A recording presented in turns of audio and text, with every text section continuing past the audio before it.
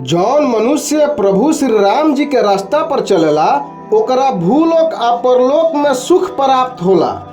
प्रेम पद अउरी पैसा से परे बा।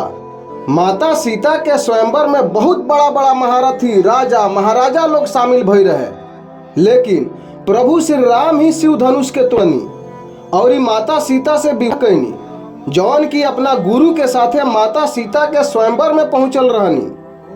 प्रभु श्री राम एगो बालक जौन राजा भी ना रहनी और ना ही राजकुमार के भेष में रहनी, तपरो भी माता सीता प्रभु श्री राम जी के अपना पति के रूप में स्वीकार कर लेली। शिव धनुष तुरला के बाद भी प्रभु श्री राम जी सहज रहनी। सफलता के चरम सीमा पर भी विनम्रता महान सज्जन के गुण है। फिर जब प्रभु श्री राम जी के वनवास भइल और उनका सारा राजपाट छोड़े के पड़ल, तपरो भी माता सीता पति के पद और पैसा के बारे में तनिको ना सोचली और सारी सुख सुविधा छोड़ के प्रभु श्री राम जी के साथे वनवास चल गईली।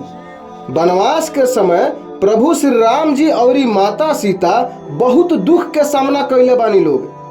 पति पत्नी के आपस में विश्वास कईल बहुत जरूरी बा।